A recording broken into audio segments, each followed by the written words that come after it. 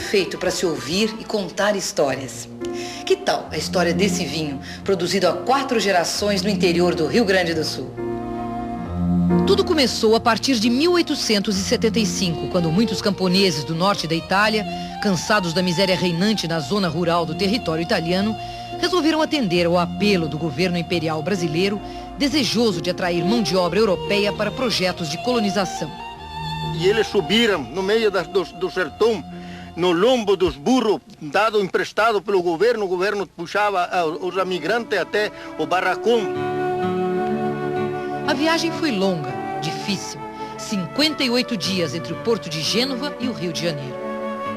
Vieram com seus filhos, seus baús, suas esperanças de Fare l'América, que para muitos significava um pedaço de terra que pudessem cultivar. A terra é tudo. Sem a terra, o que tu fazeria? Faltasse água, o que nós fizeria? Sem água não dá. E também, sem a terra, onde nós vamos tirar o produto para comer? Só espíritos muito fortes, uma fé muito grande e a vontade férrea de sobreviver fizeram com que chegassem a uma região ocupada pelos índios, Campo dos Bugres. E aqui imprimiram na paisagem a marca de sua presença.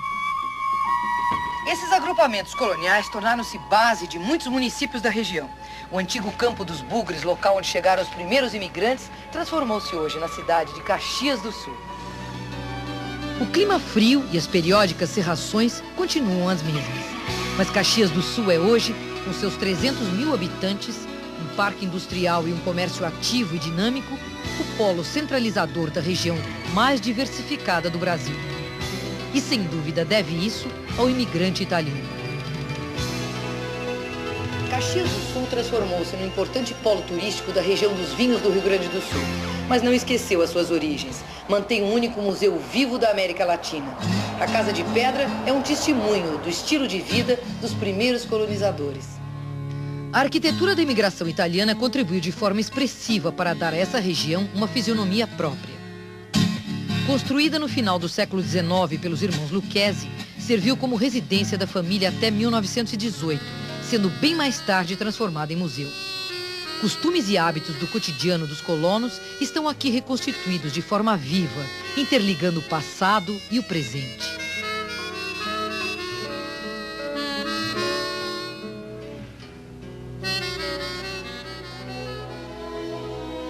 A Igreja de São Pelegrino, erguida em Caxias do Sul, é testemunho vivo dessas ligações de um passado repleto de fé. Suas imponentes portas de bronze representam em alto relevo a história da colonização italiana.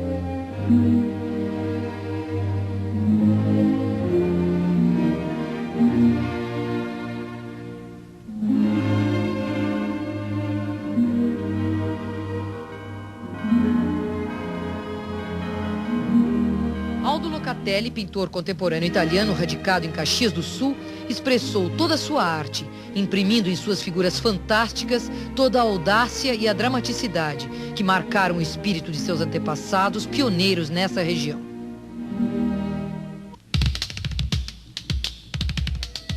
Abrindo picadas, derrubaram árvores, preparando a terra, e com muita delicadeza plantaram as primeiras videiras. E o vinho, que era feito em casa, foi a semente da formidável indústria vinícola gaúcha, que industrializa milhões de quilos de uvas todos os anos.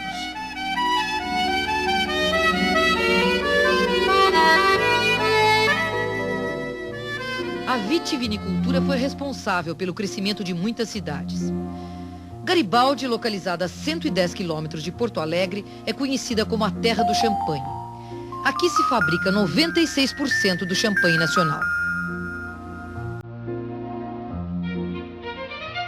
Cercada por vales, montanhas e videiras, Garibaldi conserva, graças a um projeto de tombamento, seus mais antigos casarões, erguidos na primeira metade deste século. Garibaldi acalenta saudades, coleciona memórias.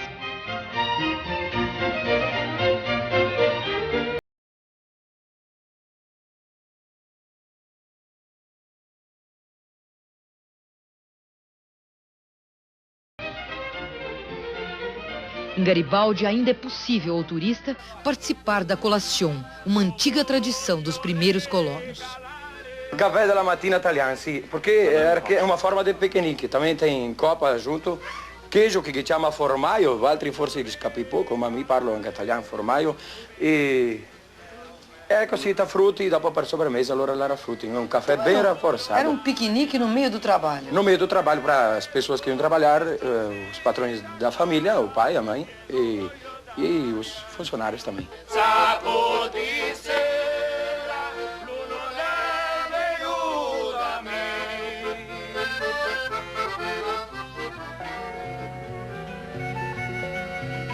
Visitas às principais cantinas da cidade são um programa obrigatório em Garibaldi.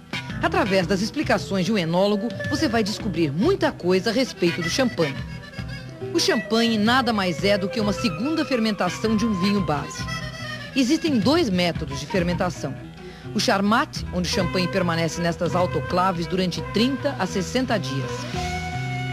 O champenois, de melhor qualidade, é elaborado dentro da própria garrafa, por um período de no mínimo 12 meses.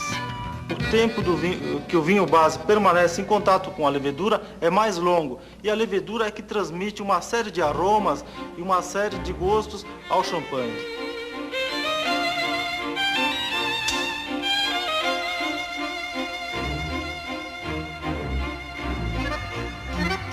Mas para conhecer o Vale dos Vinhedos do Rio Grande do Sul, é preciso sair dos grandes centros urbanos. Seguir por estradas que não constam dos mapas, cruzar pequenos vales e povoados. Em qualquer desses roteiros, você vai cair nos 2 elementos mais presentes desta região: a natureza e a italianidade. Monte Belo do Sul é uma minúscula comunidade que preserva cuidadosamente os costumes e a gastronomia de seus antepassados. O capelete em brodo, a fontaia, a polenta bruscolata, o galeto, os fritoli. E mais importante que isso, a alegria à mesa, a hospitalidade comovedora e um sentido de fraternidade que dificilmente se encontra em outro lugar do Brasil. Quando é que Alberto for a cosita al panettino? Perché voglio mostrare a suo compare Johnny Ghetta. Cramento, compare il Gadita, provare che tal del can che me Isso que vocês ouviram é um autêntico dialeto vêneto. É assim que se fala no interior dessa região italiana do Rio Grande do Sul.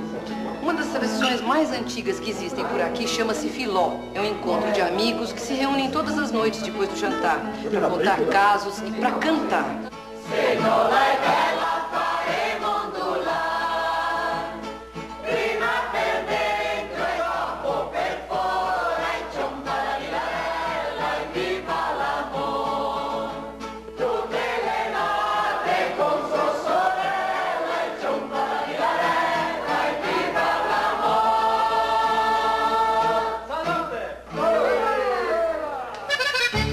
Na próxima sexta-feira, nós visitaremos Bento Gonçalves, onde nas cantinas caseiras ainda se fabrica o vinho seguindo velhas tradições.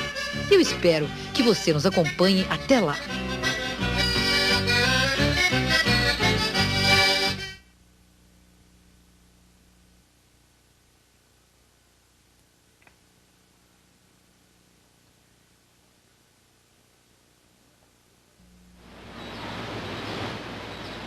O majestoso vale do Rio das Antas, no interior do Rio Grande do Sul, já era conhecido dos índios tapuias muito antes de aqui chegarem os primeiros colonizadores.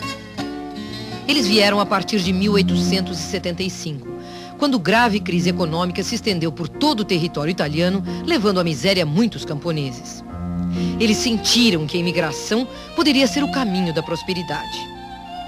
Aqui chegando, o trabalho para o colono italiano tornou-se a razão de sua vida. Forte e vigoroso, ele resistiu a todos os obstáculos. Mas quando eles chegaram aqui, houve aquela tristeza, aquele desgosto, por causa de uma grande seca, era 6 meses que não chovia, e não encontrava água. As mulheres, principalmente, a nona, as tias, se botaram as mãos nos cabelos. Agora aqui morremos de sede e de fome, porque aqui não tem nada. Mas cada etapa dessa luta foi vencida. Semearam o primeiro trigo, o milho, as uvas. Trabalharam, colheram. Trabalhando, progrediram. Pequenas colônias desmembraram-se em municípios. E estes transformaram-se em cidades. Hoje, Bento Gonçalves retrata o sonho dos primeiros imigrantes. Graças ao trabalho de seus descendentes, a cidade se tornou um dos mais importantes parques industriais do Brasil. A capital da uva e do vinho. E por onde quer que você caminhe nesta cidade, é lembrado disso a cada momento. A Via del Vino, uma vila típica italiana, foi construída em homenagem aos primeiros colonizadores da região.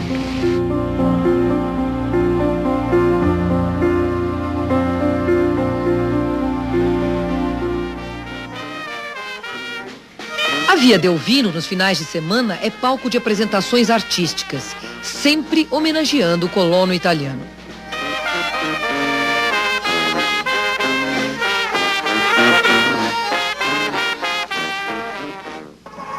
E esta homenagem tem cores e sons que resgatam todo o brilho da Itália. E se renova a cada ano. Na segunda quinzena do mês de julho, acontece em Bento Gonçalves a Festa Nacional do Vinho, o maior evento de inverno do sul do país. História, tradição e folclore se unem para compor esta festa mágica, naturalmente regada a muito vinho.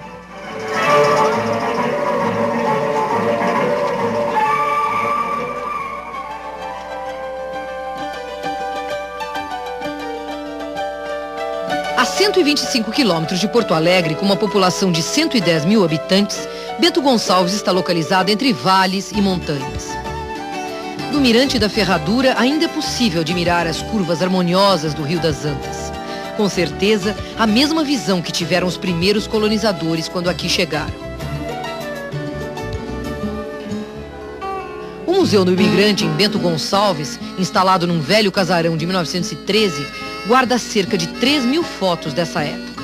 E ainda passaportes e objetos dos descendentes dos primeiros imigrantes.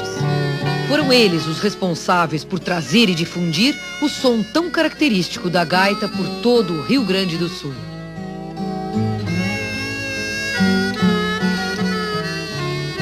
O colono italiano trouxe para a América pouca coisa. O gosto pelo trabalho, traduzido pela sequência de objetos artesanais usados na lavoura e na fabricação do vinho,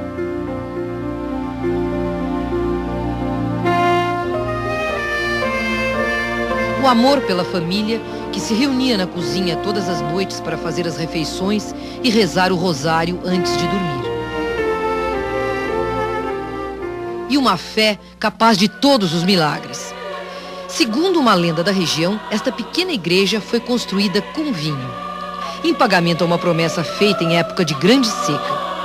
Dizem que na falta d'água, os colonos colocaram vinho na argamassa usada para erguer a igreja. Tenho prova bem certinha que aqui adiante tinha um homem que bebia muito vinho. Ele estava em ponto de morte. Depois começaram a dar vinho e ele viveu ainda 8 anos. Então é sinal que o vinho não faz mal. Não é possível deixar esta terra onde o vinho ergue igrejas e devolve a vida aos quase mortos, sem visitar uma cantina, local onde se produz o vinho. Todas elas, sem exceção, possuem vinhedos próprios. Algumas dessas parreiras têm até 100 anos de idade. Elas ainda produzem uva? Produzem. Essas parreiras ainda aquela do meu bisavô. Quantos quilos de uva, por exemplo, dá uma parreira dessas? Ela está média de 30, 35 quilos. Não está produzindo muita coisa porque ela já está uma certa idade, né? E as outras mais novas? As outras produzem mais. A média que é produzida, por exemplo, é uns 40 quilos cada pé, mais ou menos. O vinho era produzido de forma artesanal no porão da casa paterna, local que reunia condições especiais de umidade e temperatura. 4 gerações passadas, a pequena casa paterna, em muitos casos, transforma-se em cantina familiar de porte médio, que produz vinhos de variedades nobres. João, como foi essa passagem de quase 100 anos? Essa passagem se deu com muito sacrifício, com muito trabalho, por parte dos meus avós, por parte dos meus pais e por nossa parte, que tivemos a oportunidade de estudar. E assim que nós se formamos, viemos para cá e damos essa continuidade do trabalho que meu pai estava fazendo. E essa região foi escolhida por ter um microclima favorável, né? Onde meu pai conseguiu enxertar e adaptar novas variedades. Os primeiros imigrantes, quando chegaram aqui, eles não sabiam que tipo de terra eles iam encontrar. Como é que eles conseguiram extrair dessa terra uma uva tão boa? Isso praticamente já vinha no sangue deles. A nossa região aqui, o nosso solo, é praticamente muito parecido com os deles, né? Então eles trouxeram essas variedades, nós conseguimos adaptá-la aqui, porque o nosso solo, o nosso clima, era muito favorável para a introdução dessas variedades. Algumas cantinas caseiras, como a Casa Valduga, recebem grupos de turistas para jantar em suas adegas.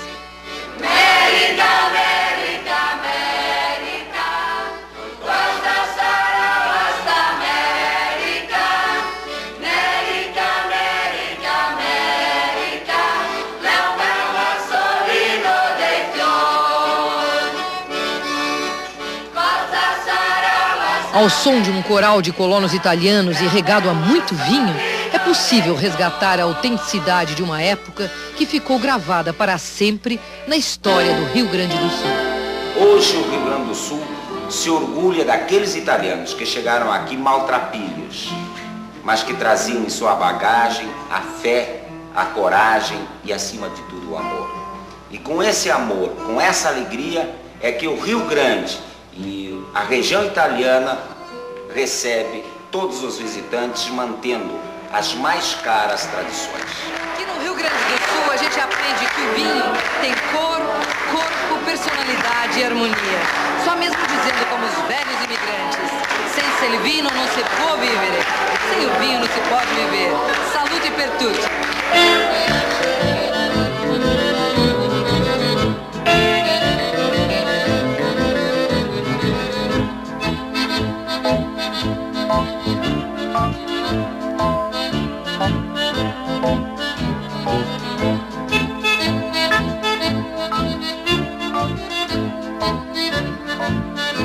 A equipe da TV Manchete viajou para Porto Alegre via VASP.